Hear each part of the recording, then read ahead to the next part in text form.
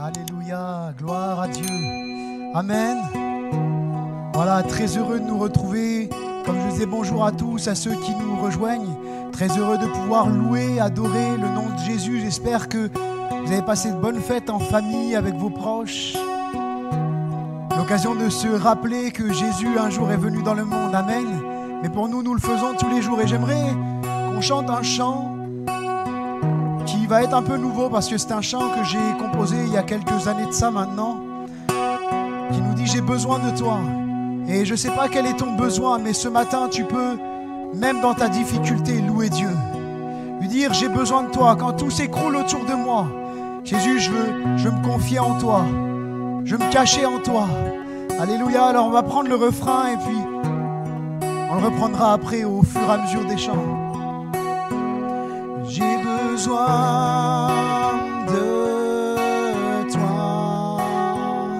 J'ai besoin de toi tout près de moi. Et quand tout s'écroule autour de moi,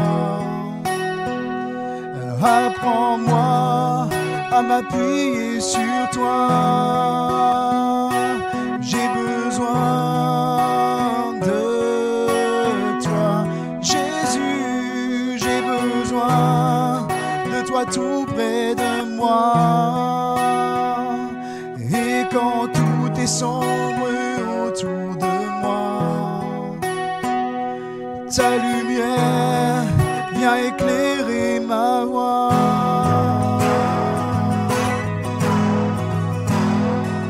Quel autre ai-je au ciel que toi? Sur la terre, je ne prends plaisir qu'en toi.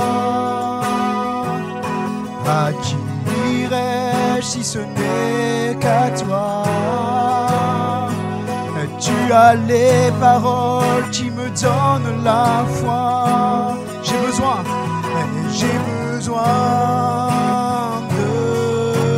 toi. J'ai besoin de toi tout près de moi. Alléluia Seigneur. Et quand tout s'écroule autour de moi, apprends-moi à m'appuyer sur toi. J'ai besoin de toi. J'ai besoin de toi tout près de moi. Et quand tout s'écroule autour de moi, ta lumière vient éclairer ma voie. Alléluia.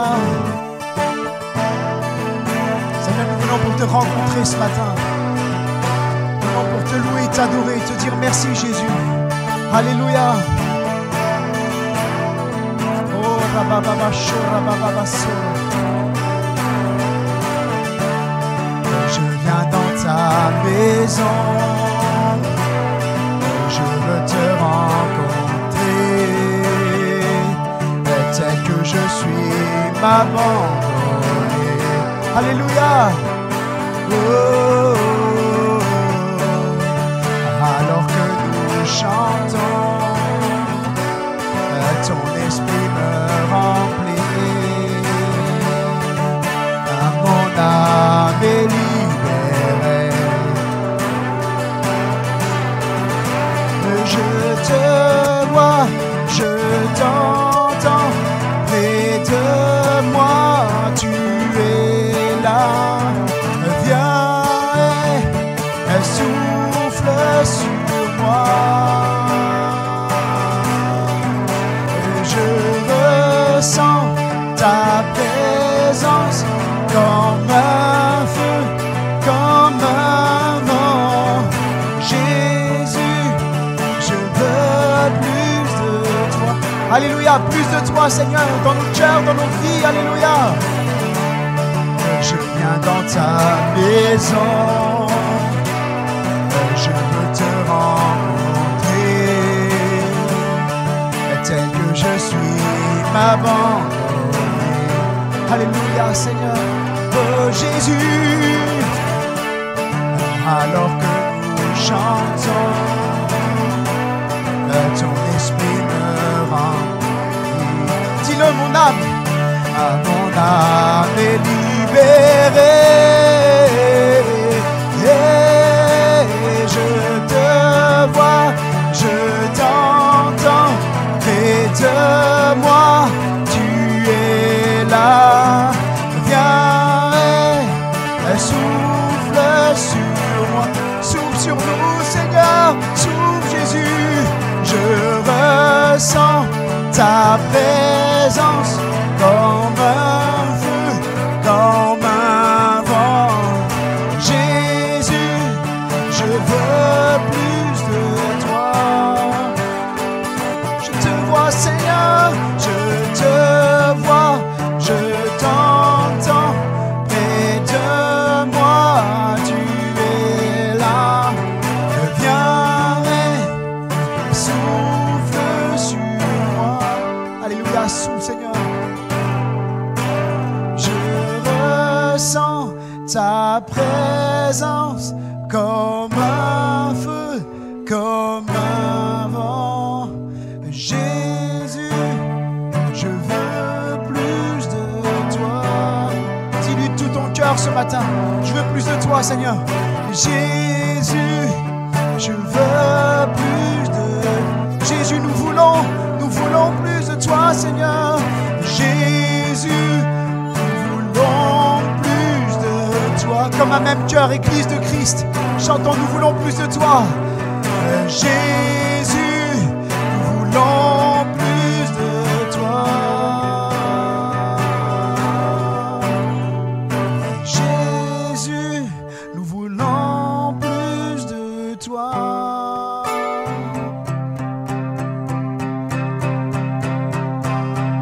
Alléluia Seigneur. Nous voulons te suivre jusqu'au bout Seigneur. Alléluia Jésus. Dans la joie, quand le soleil m'inonde, sur les monts, ta présence abonde.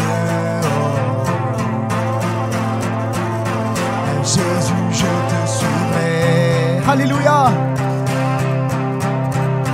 Dans la peine, quand mon âme sombre, dans la vallée du deuil et de l'ombre. Jésus, Jésus, je te suivrai, car tu es mort pour moi. Je vivrai pour toi. Alléluia, tu t'es offert Seigneur, tu t'es offert sans rien garder, tu as souffert pour me sauver. Jésus, je te suivrai. Alléluia Seigneur, je t'aimerai plus que ma vie, te servirai malgré le prix. Jésus, je te suivrai, confiant quand ma foi est profonde, dans le doute quand ma paix semble fondre. Oh, Jésus, je te suivrai. Comme une déclaration de foi, chante de tout ton cœur. Confiant quand ma foi est profonde, dans le doute quand ma paix semble fondre. Oh, oh. Jésus, je te suivrai, car tu es mort pour moi.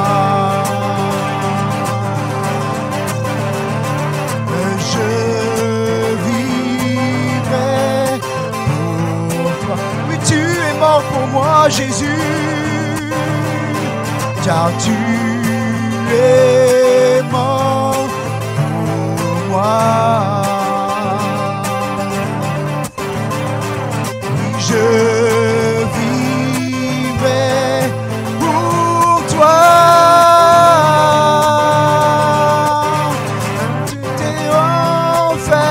sans rien garder. Tu as souffert pour me sauver. Jésus, je te suivrai. Je t'aimerai plus que la vie, te servirai malgré le prix. Oh. Jésus, je te suivrai. Oh. Oh.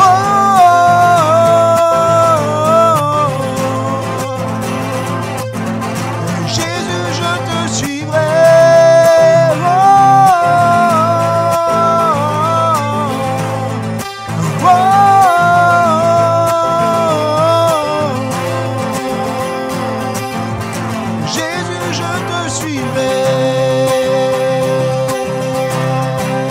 Alléluia, Seigneur, nous te suivrons, Seigneur.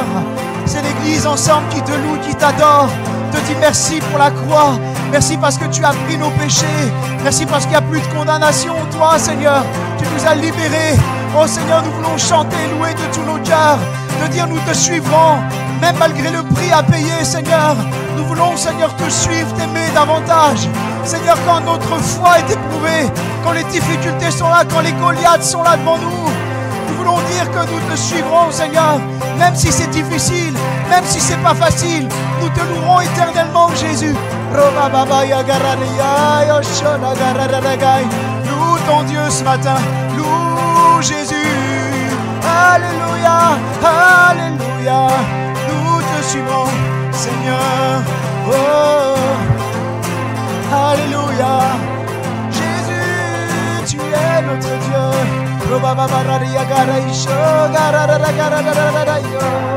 Alléluia, Seigneur.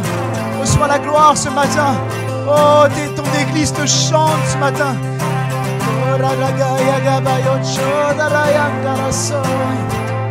Nous te suivons, Jésus. Jésus.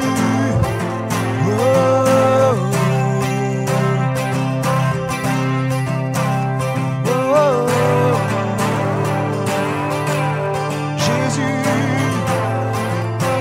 À toi la gloire, Seigneur. Alléluia.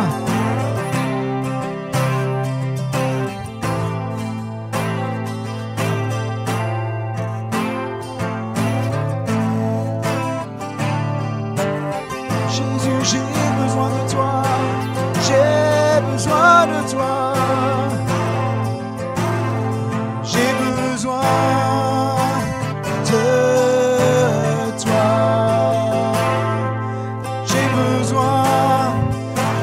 Tout près de moi. Et quand tout s'écroule autour de moi, apprends-moi à m'appuyer sur toi. J'ai besoin de toi, Jésus. J'ai besoin de toi tout près de moi. Et quand tout descend autour de moi, ta lumière vient éclairer ma voie. Quelle eau très au ciel, Seigneur. Alléluia, Jésus. Quelle eau très au ciel que toi. Sur la terre, je prends plaisir qu'en toi. À qui irais si ce n'est qu'à toi? Tu as les paroles qui me donnent la foi. Quelle eau très au ciel. Quelle eau très au ciel que toi. Sur la terre, je ne prends plaisir qu'en toi. À qui irais-je si ce n'est qu'à toi? Alléluia, tes paroles donnent vie, donnent foi, tes paroles qui me donnent la foi.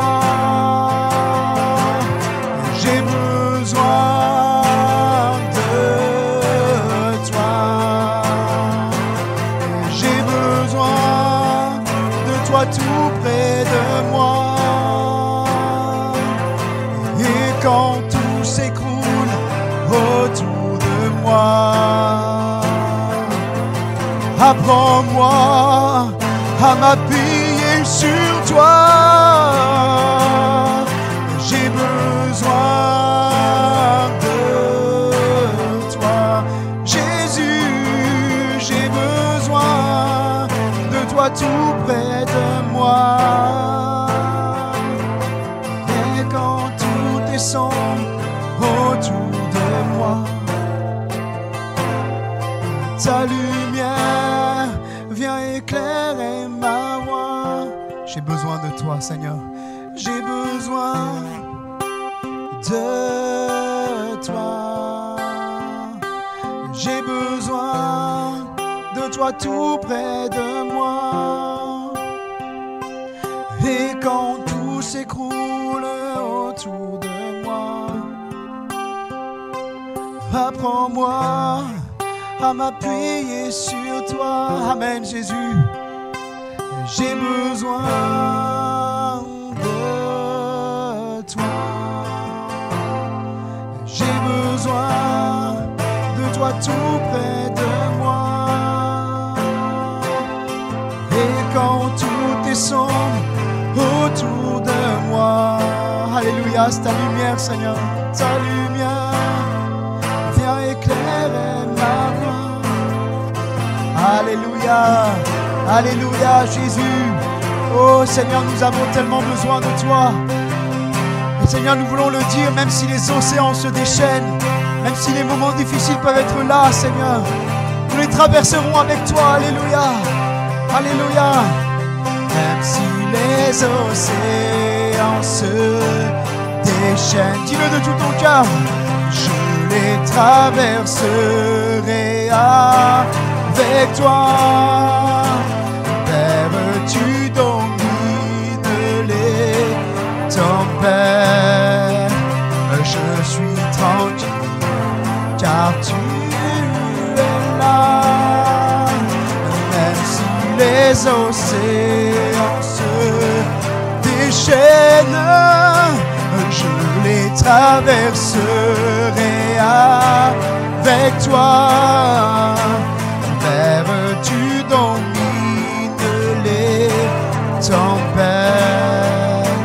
Je suis tranquille car tu es là. Je suis tranquille, mon Dieu est là. Je suis tranquille, Jésus est là. Dis-le, Jésus est là. Je suis tranquille, Jésus est là. Je suis tranquille, Jésus est là. Voilà, nous allons ouvrir dans quelques instants la parole de Dieu, la Bible. Et comme vous le savez, nous continuons dans l'évangile de Jean. Nous irons au chapitre 9, évangile de Jean au chapitre 9. Et j'aimerais vous poser cette question. Vous est-il déjà arrivé de rencontrer, et je pense que la réponse sera la même que quand je me suis posé cette question, vous est-il déjà arrivé de rencontrer de grandes difficultés que vous n'arriviez pas à surmonter et qui étaient pour vous une vraie épreuve, une vraie souffrance, mais qui, après que Dieu soit intervenu, après que Dieu ait fait grâce, après que Dieu ait posé sa main, a été en fait une vraie occasion de témoigner de sa personne, de témoigner de sa grâce, de le glorifier. Seigneur, c'est vrai, je suis passé par des moments difficiles, mais au travers de ces moments difficiles, tu m'as montré encore ta gloire. Amen. Je pense qu'on a tous vécu des moments comme ça. Tant qu'on est dans le feu de l'épreuve, c'est difficile, c'est lourd, ça fait mal. Mais quand on sort, il y a tellement de raisons de glorifier Dieu pour ce qu'il a fait. Et c'est ce que va vivre cet homme aveugle du chapitre 9 de l'évangile de Jean. Cet homme aveugle va glorifier Dieu, va témoigner de Jésus. Et ce chapitre 9 tourne essentiellement autour de la guérison de l'aveugle. Comment Jésus va le guérir. Et il y a de vraies leçons pour nos vies. et pour nos vies, pour nous encourager dans les temps d'épreuve que l'on peut rencontrer, dans les difficultés que nous pouvons vivre, à ne pas baisser les bras, mais sachant que Dieu permettra toujours le moyen que nous sortions de l'épreuve pour le glorifier. Alléluia. Jean chapitre 9, on va lire les 25 premiers versets. Jean chapitre 9. Jésus vit en passant un homme aveugle de naissance.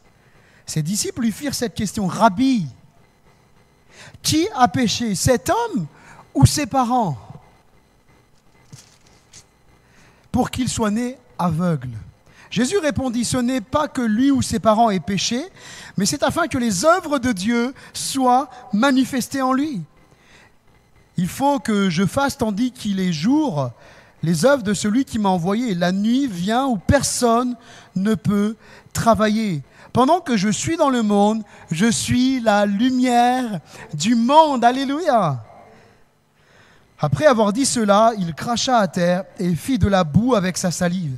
Puis il appliqua cette boue sur les yeux de l'aveugle et lui dit: Va, lave-toi au réservoir de Siloé, nom qui signifie envoyé. Il y alla, se lava et s'en retourna, voyant clair. Ses voisins et ceux qui auparavant l'avaient connu comme un mendiant disaient: N'est-ce pas là celui qui se tenait assis et qui mendiait? Les uns disaient: C'est lui. D'autres disaient: Non, c'est pas lui, mais il lui ressemble. Et lui-même disait: C'est moi. Ils lui dirent donc: Comment tes yeux ont-ils été ouverts? Il répondit: L'homme qu'on appelle Jésus a fait de la boue, a oint mes yeux et m'a dit: Va au réservoir de Siloé et lave-toi. J'y suis allé, je me suis lavé et j'ai recouvré la vue. Ils lui dirent: Où est cet homme? Il répondit: Je ne sais. Ils menèrent vers les pharisiens celui qui avait été aveugle. Or, c'était un jour de sabbat que Jésus avait fait de la boue et lui avait ouvert les yeux.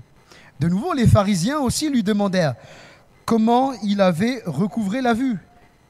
Et il leur dit: Il a appliqué de la boue sur mes yeux, je me suis lavé et je vois. Sur quoi quelques-uns des pharisiens lui dirent: Cet homme ne vient pas de Dieu car il n'observe pas le sabbat. D'autres dirent: Comment un homme pécheur peut-il faire de tels miracles? Et il y eut une division parmi eux. Ils dirent encore à l'aveugle: Toi, que dis-tu de lui sur ce qu'il t'a ouvert les yeux? Il répondit: C'est un prophète. Les Juifs ne crurent point qu'il eût été aveugle et qu'il eût recouvré la vue, jusqu'à ce qu'il eusse fait venir ses parents. Et ils les interrogèrent, disant: Est-ce là votre fils que vous dites né aveugle? Comment donc voit-il maintenant? Ses parents lui répondirent: Nous savons que c'est notre fils et qu'il est né aveugle. Mais comment il voit maintenant, ou qui lui a ouvert les yeux, c'est ce que nous ne savons. Interrogez-le lui-même, il a de l'âge, il parlera de ce qui le concerne.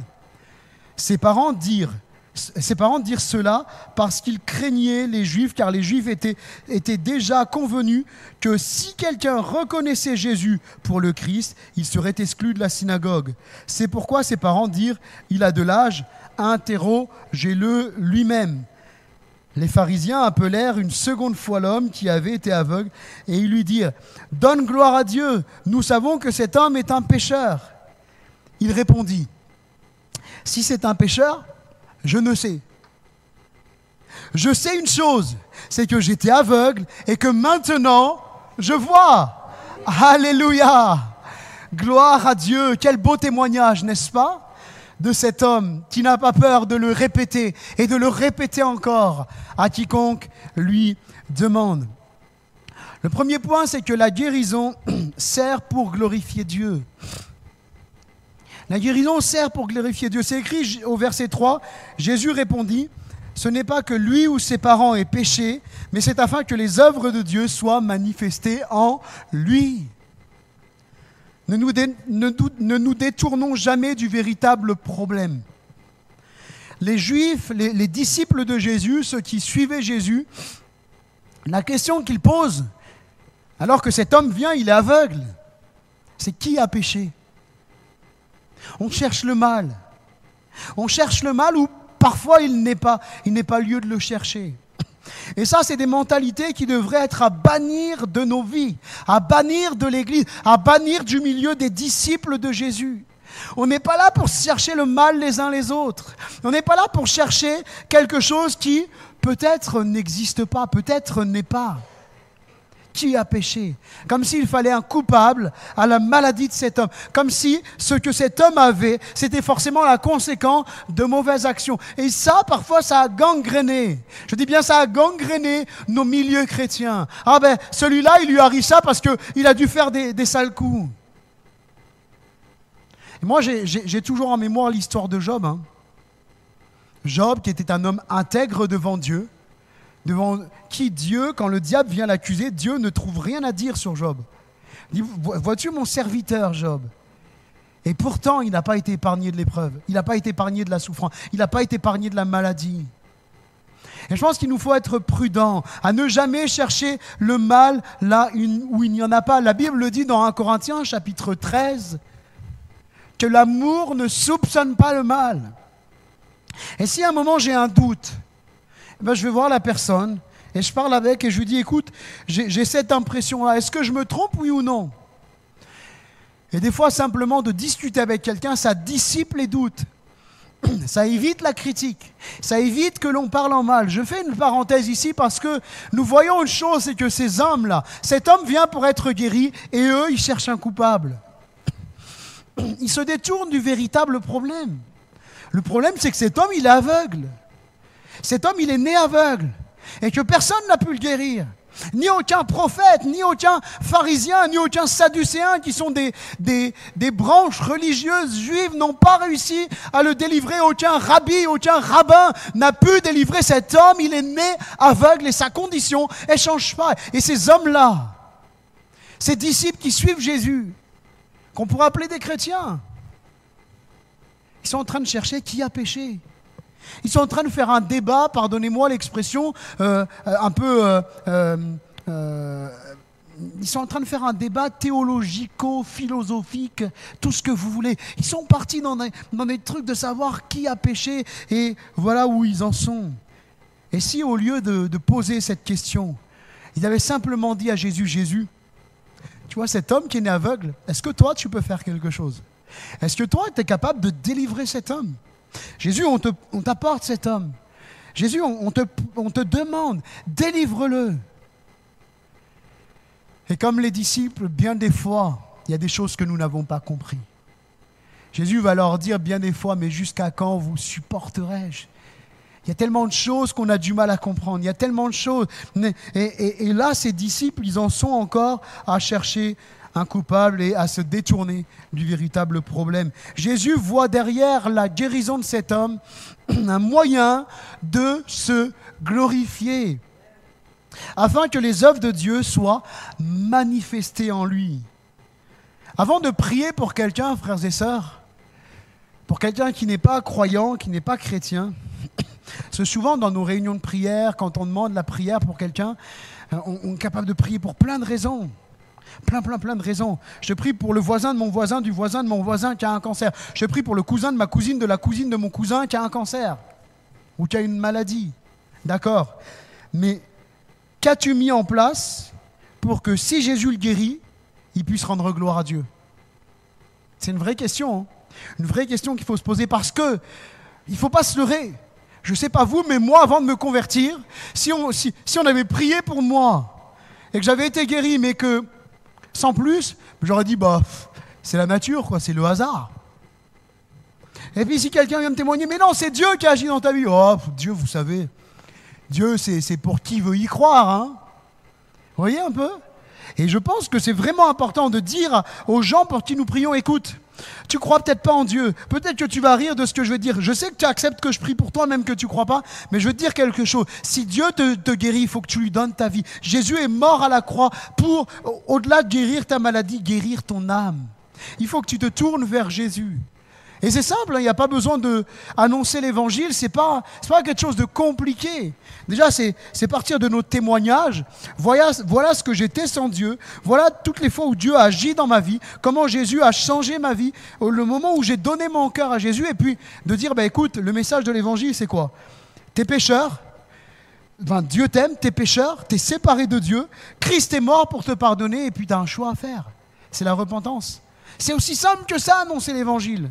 C'est pas compliqué, mais on met la personne en face de ses responsabilités spirituelles. Je pense que c'est très important. Comment Dieu peut se glorifier? Alors on va dire, oui, mais la gloire revient quand même à Dieu, d'accord. Mais comment Dieu peut se glorifier dans la vie de quelqu'un, pour qui on prie pour qu'il soit guéri, alors qu'il ne sait même pas qui est Jésus? Il n'a même pas entendu parler de Jésus. Et Jésus, les œuvres qu'il fait, il ne les fait pas dans le secret. Il les fait en pleine lumière. Dieu ne donne jamais sa gloire à un homme. Et je pense qu'il faut être équilibré dans nos propos en tant que chrétien, parce que des fois, on est pris pour des illuminés. On a une maladie, on va se faire opérer, et ensuite on témoigne, Dieu m'a guéri. Je pense qu'il faut dire, mon Dieu a béni les médecins, Dieu a veillé sur ma vie, mais soyons prudents, parce que quelqu'un qui ne croit pas en Dieu va vous dire, mais attends, tu dis que Dieu t'a guéri, mais si tu n'avais pas été opéré, est-ce que tu aurais été guéri? Et ils auraient raison de poser ces questions, je vous l'avoue, ils auraient raison. Parce que la guérison, c'est Dieu intervient et la guérison a lieu. Donc de dire Dieu m'a béni, Dieu m'a gardé, j'ai pas eu mal, j'ai pas souffert pendant l'opération, il y a plein de raisons de glorifier Dieu. Mais quand Jésus guérit, c'est Jésus qui guérit et il ne donne absolument pas sa gloire à un homme. La gloire ne peut revenir qu'à lui et qu'à lui seul. Je dis ça parce que ça nous arrivait, ça m'est moi-même arrivé parfois de commettre ce type d'erreur. Lorsque Jésus prie, la gloire ne doit pas être détournée du lui au moi. Et parfois, on a entendu des témoignages où la personne était plus en train de faire l'étalage de ce qu'elle avait fait de mal, l'étalage de soi, puis maintenant, moi je suis comme ça, maintenant moi, et on fait plus l'étalage du moi que du lui. On fait plus l'étalage de notre personne que de glorifier Dieu. Et il est arrivé de se dire, des fois, en entendant certains témoignages, pas ici, je vous rassure, mais à qui revient la gloire? Il témoigne de qui? De Jésus ou de lui? La gloire doit revenir qu'à Dieu seul. Dieu ne donne pas sa gloire à un homme. Et quand Jésus est guéri, la gloire ne doit pas être détournée. Quel regard ai-je sur ma souffrance? Là où certains y voient un obstacle, Jésus y voit un moyen que Dieu soit glorifié. Derrière la guérison, derrière la maladie, il y a Dieu qui se prépare à bénir. Il y a Dieu qui se prépare à agir. Quel regard ai-je sur ma souffrance?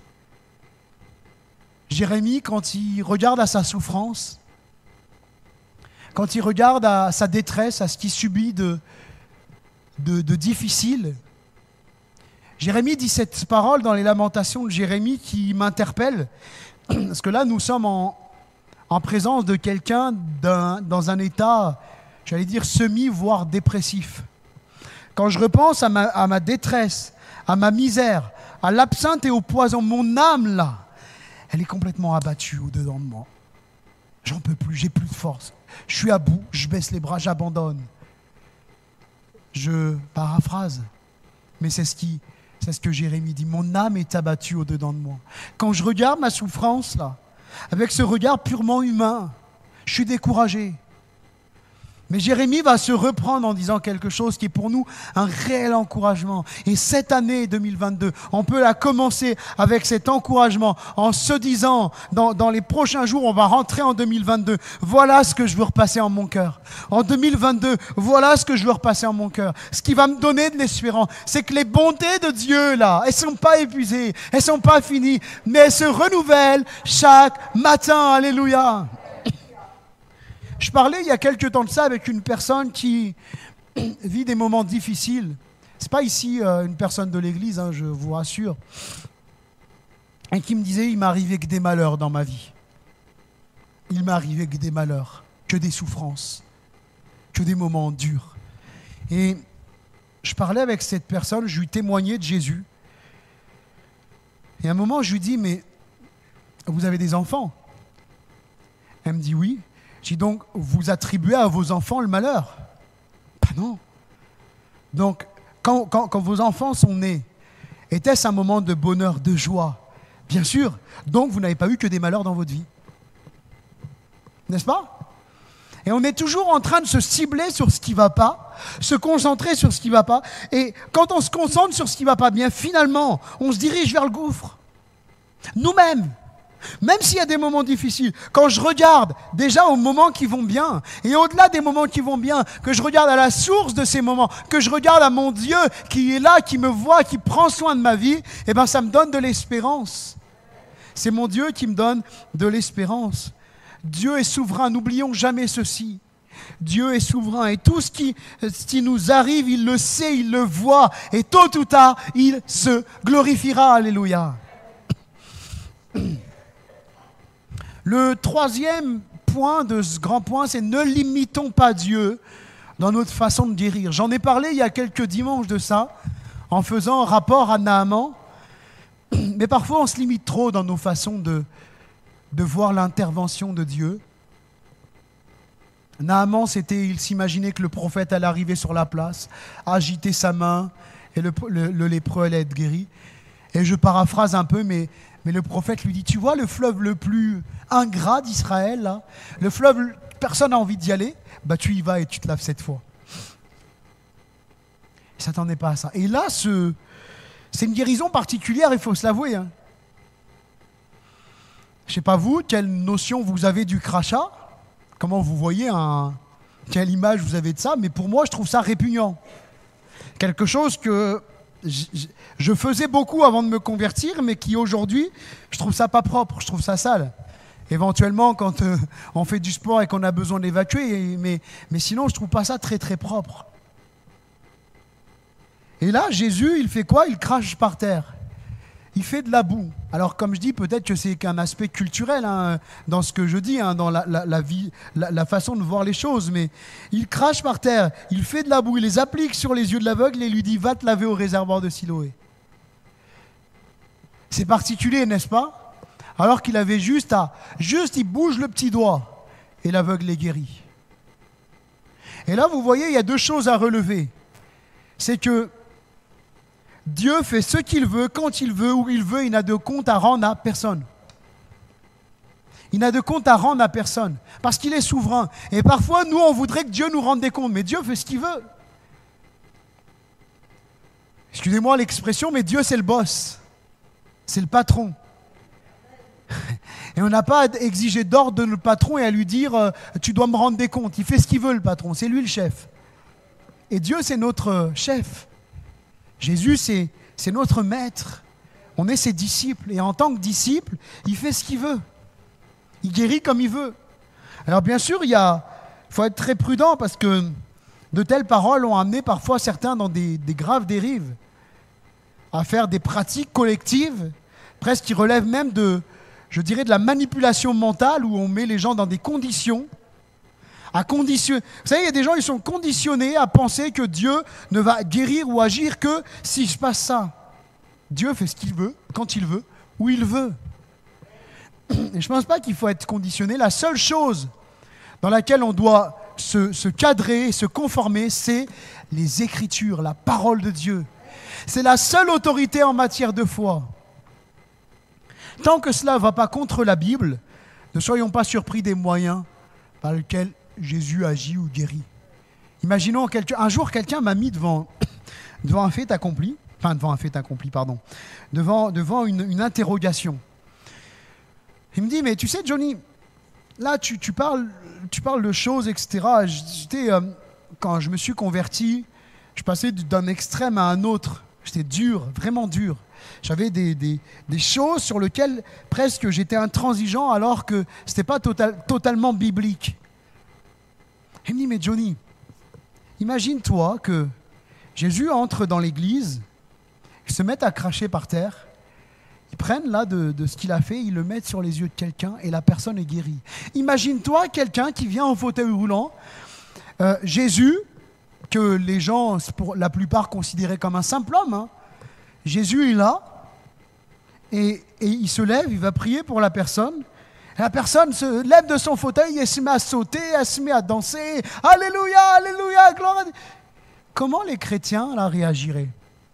Si j'étais tout jeune converti, comment tu réagirais? Si d'un coup, tu ne sais pas ce qui s'est passé dans la salle, mais tu te retournes, tu regardes, et tu vois une personne se mettre à sauter, à danser. Oh, alléluia, gloire à Dieu. Comment tu réagirais? Ça m'a amené à une grande interrogation et à vraiment une introspection intérieure de me dire, est-ce que tu n'es pas en train de devenir un peu légaliste sur les bords? Comme je vous dis, il faut que ce soit toujours très équilibré, hein, que mes propos ne soient pas mal interprétés. La Bible dit que Dieu est un Dieu d'ordre. Mais pour nos propres vies, cet enseignement que nous devons retenir, c'est que Dieu fait ce qu'il veut. Et ne soyons jamais surpris par ses moyens d'agir. Et le deuxième point à souligner, le premier, c'est que Dieu fait ce qu'il veut quand il veut. Et j'aimerais souligner un autre point, c'est qu'il y a deux, j'allais dire, je vais l'imiter un peu, mais il y a deux sortes de guérison. Deux sortes de guérison. Il y a la guérison instantanée. On prie pour quelqu'un vient, on prie pour la personne, bam, instantanément guéri. Même les examens médicaux peuvent le constater, etc. C'est une vraie guérison, c'est clair. Mais il y a aussi la guérison progressive. Et ça, parfois, ça a tendance à nous décourager.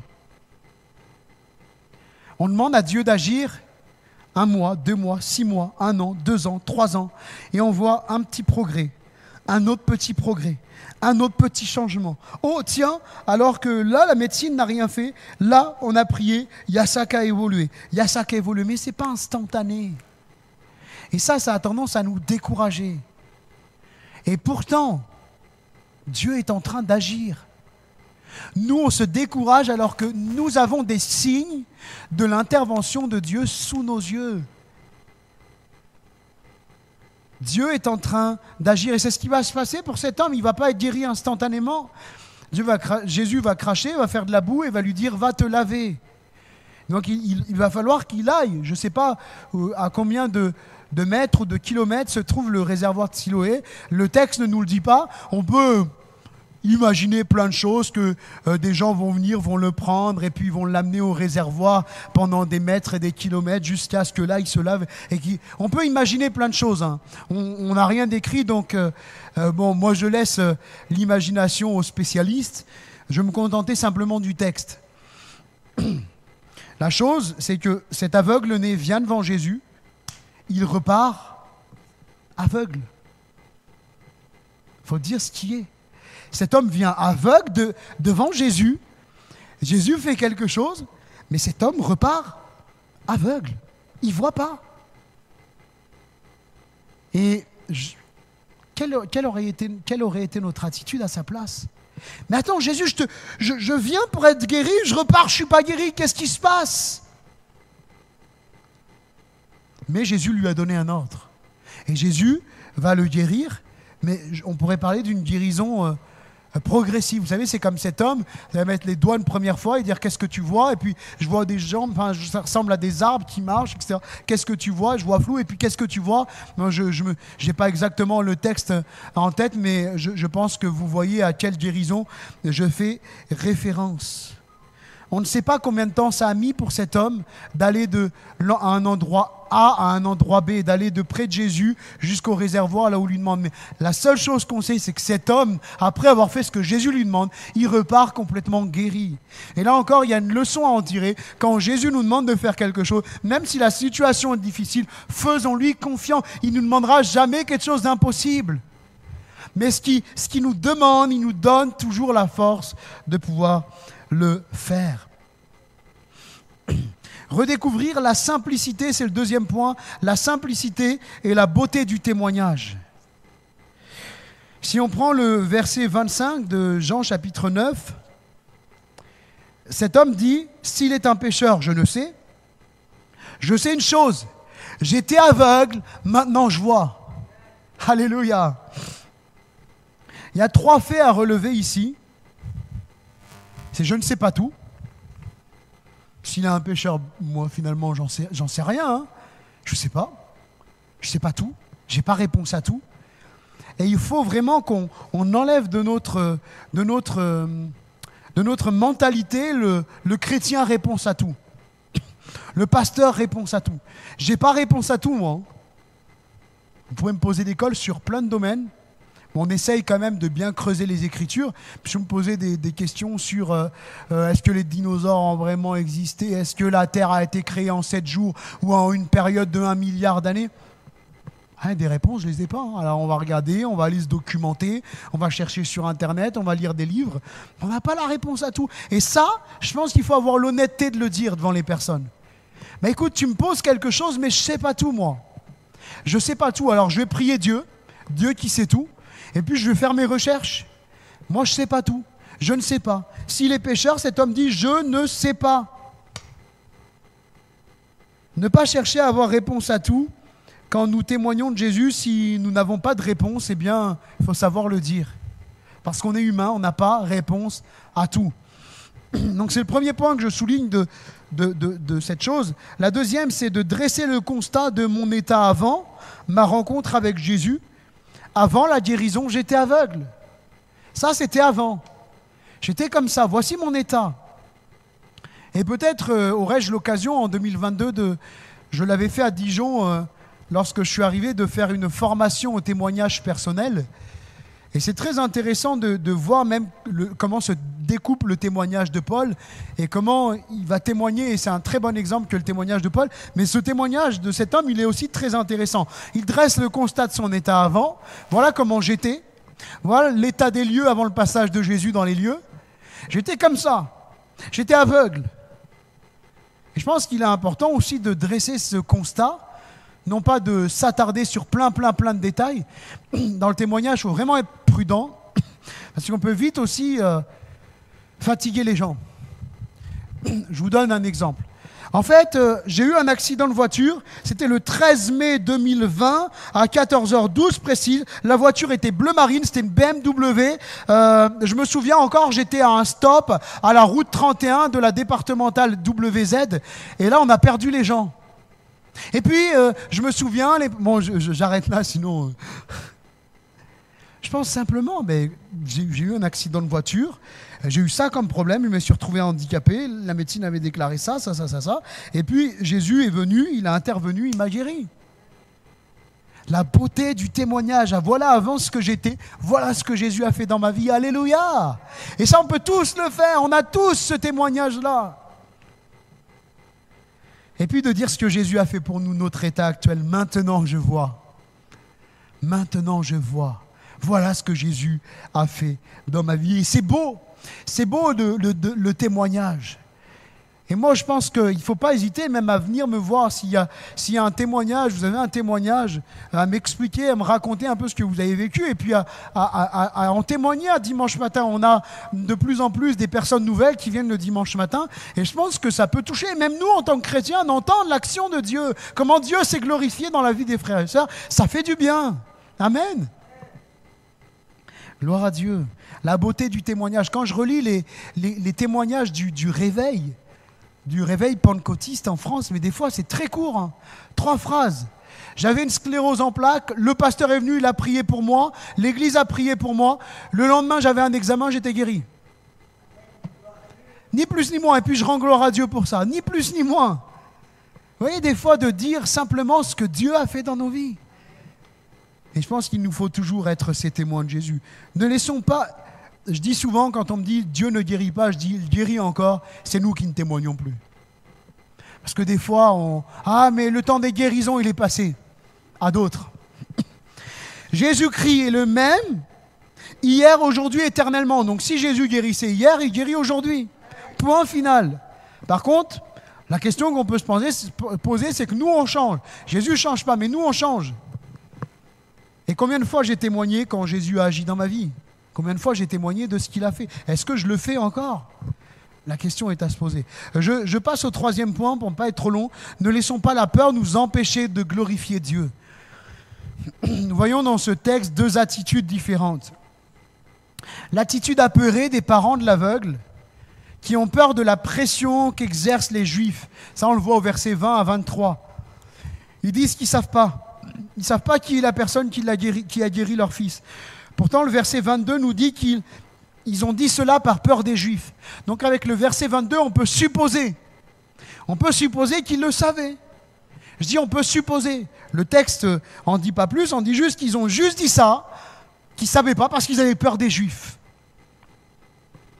Ne laissons jamais la pression sociale, la pression culturelle, la pression, j'allais dire, environnementale. On est dans un environnement particulier, là, depuis 1 an et demi, 2 ans. Ne laissons pas cette... Alors, il faut être sage, il ne faut pas commettre d'imprudence, il faut vraiment être sage. Mais ne laissons pas la pression nous empêcher de témoigner de Jésus. Des pressions, on en aura tout le temps, dans tous les domaines de nos vies, dans la famille, dans le travail, dans la société. Certains disent, en Europe, nous avons la liberté de nous réunir. Bon, moi, souvent, je me dis intérieurement, quand on me dit ça, je dis jusqu'à quand? Mais on a la liberté de se réunir, on n'a pas de pression. Moi, je pense qu'il y a une pression en Europe qui est là. La pression du siècle des Lumières, de l'intellectualisme, de la philosophie, de l'athéisme. Tout ça, c'est des pressions. Sachons être de ceux qui ne craignent pas la pression. On n'a pas à avoir peur. Jésus dit, celui qui me reniera devant les hommes, je le renierai devant les anges. Ne soyons pas de ceux qui sont apeurés quand on leur demande, mais tu vas où le dimanche matin? Bon, ils vont encore se moquer de moi si je dis que je vais à l'église, ils vont m'appeler la bonne sœur, le curé, etc. Hein, je suis sûr que ça vous parle, toutes ces expressions. Donc, non, mais le dimanche matin, écoute, je vais voir ma famille. Oui, après tout, l'église, c'est ma famille. Non, je vais à l'église. Moque-toi de moi si tu veux, mais je te souhaite de vivre ce que je vis. Je te souhaite de vivre avec Dieu comme je vis avec Dieu. Alors appelle-moi le curé, la bonne sœur, tout ce que tu veux, mais fais attention simplement que tu ne deviennes pas toi aussi un curé ou une bonne sœur. Il faut le faire avec humour. Hein. Il faut toujours, face à la pression, il faut toujours, en tout cas au maximum, on n'arrive pas toujours à le faire, mais désarmer. Et chacun on a nos méthodes, chacun on a on est ce qu'on est. Moi je sais que j'utilise beaucoup l'humour pour enlever un peu le stress, dédramatiser les situations et même des fois les pressions. Je pense qu'il est important en tout cas de ne pas être dans une attitude apeurée face à la pression. Là les parents, les pauvres, ils sont apeurés. Ils ont peur d'être exclus de la synagogue. Il y a une pression religieuse qui est là. Mais ne nous laissons pas vaincre par la pression. Et puis l'attitude de l'ancien aveugle qui lui parle avec assurance. J'en ai rien à faire que vous m'excluez de la synagogue. Il faut-il que je vous répète encore ces choses? Même un peu plus loin, quand on lit le texte, il y va même avec assurance. Hein. Qu'est-ce que vous voulez? Vous voulez devenir disciple de Jésus? C'est ça? Il y va avec assurance. Il ne mâche pas ses mots. Parce que cet homme, il a vécu quelque chose avec Jésus. Et il ne peut pas se taire. Nous aussi, on peut être dans des contextes hostiles à l'évangile, dans nos familles, dans notre milieu professionnel, notre milieu social. Mais gardons l'assurance que Dieu a mis dans nos cœurs. Jésus nous a sauvés. Jésus a fait de nous des personnes nouvelles. Et notre destination, c'est le ciel. Alors, je ne peux pas m'empêcher d'en parler, d'en témoigner. Ne laissons pas la peur nous empêcher de glorifier Dieu. Et puis notre vie doit être fondée en Christ. Versets 35 à 38. Crois-tu au Fils de Dieu? Toutes les religions croient en Dieu, mais toutes ne croient pas en Jésus, Fils de Dieu. Non, toutes les religions ne mènent pas au ciel. Toutes les religions ne mènent pas au paradis. Chaque fois qu'on me dit « Oh, ben vous savez, on a le même Dieu », je dis « Je suis désolé, je vous aime et je vous respecte profondément, mais on n'a pas le même Dieu. » On n'a pas le même Dieu. Par contre, moi, je peux vous faire connaître le Dieu que je sers. C'est le sang de Jésus-Christ, le Fils de Dieu, qui nous purifie de tout péché. C'est par lui, par son œuvre sur la croix, que nous sommes sauvés. Et ça doit être toujours le fondement de notre foi. Paul va dire aux Corinthiens, « Je n'ai pas voulu savoir une autre chose au milieu de vous que Jésus-Christ et Jésus-Christ crucifié. » Il n'y a qu'une chose qui doit primer dans nos vies. Il n'y a qu'une chose dont nous voulons témoigner, c'est de Jésus. C'est le fondement. C'est le socle de la foi. C'est la pierre principale, la pierre qui a été rejetée des hommes, rejetée de la religion. Occulter volontairement Jésus de nos témoignages pour ne pas choquer, c'est quelque part renier Jésus. Je vous le dis avec tristesse, parce qu'on voit de plus en plus de pasteurs, de chrétiens, arrêter de parler de Jésus parce qu'ils ont peur de choquer. Parce que la porte ne peut pas leur être ouverte partout. Parce que s'ils parlent trop de Jésus, s'ils disent trop Jésus, Jésus, la porte pour aller témoigner dans tel endroit va leur être fermée, et là ça va être fermé. J'en ai rien à faire que les portes me soient fermées. Simplement les portes que Dieu m'ouvrira, personne ne les fermera. Et il est hors de question que j'arrête de parler de celui qui a payé la dette à la croix à ma place, de celui dont les mains vont être clouées à Golgotha, dont le sang va être répandu sur son corps. Celui qui va dire à la croix, pardonne Johnny, il ne sait pas ce qu'il fait. Pardonne-leur. Ils ne savent pas ce qu'ils font. Ce pardon qui s'étend à l'humanité plus qu'au bourreau. Cet homme, Dieu, il est Dieu fait homme. Cet homme, Jésus, je ne peux pas le renier. Je ne peux pas me taire et jamais j'arrêterai de prêcher Jésus. Que Dieu m'en garde. Que Dieu nous en garde, frères et sœurs. On est dans des temps particuliers où on dit on peut témoigner de Dieu sans parler de Jésus. On ne peut pas témoigner de Dieu sans parler de Jésus. Moi, j'ai plein de points communs avec plusieurs religions sans problème. Si je ne parle pas de Jésus, pas de problème. Je vous assure, j'étais capable de parler avec des personnes de toute confession religieuse. Mais à un moment, quand on arrive à Jésus-Christ, à son œuvre et à la parole de Dieu, à la Bible, ça bloque. Et je vous dis cela avec tristesse parce que c'est des choses que nous voyons de plus en plus. Mais nous, n'arrêtons jamais de fonder notre vie sur Christ. Continuons à baser notre vie, notre témoignage sur Jésus. Au verset 38, il va dire « Je crois, Seigneur ». Et il se prosterne, il adore Dieu. Les croyants non pratiquants, ça n'existe pas dans le paradis. Dans le paradis, il n'y a pas de croyants non pratiquants. Il n'y a que des disciples de Jésus, des enfants de Dieu. Des personnes qui aimaient Dieu sur terre et qui vivaient une relation personnelle avec Dieu. Et je conclus, ne regardons pas à la difficulté, mais à celui qui en délivre. Tout ce que je vis sert pour la gloire de Dieu. Romains chapitre 8, verset 28, je nous laisse avec ceci et nous allons prier ensemble. Toutes choses concourent au bien de ceux qui aiment Dieu. Amen. Alors dans la difficulté que tu traverses, mon frère, ma sœur, accroche-toi à Jésus et continue à baser ta vie, ta foi, ton amour en Jésus-Christ. Il est celui qui te délivrera toujours.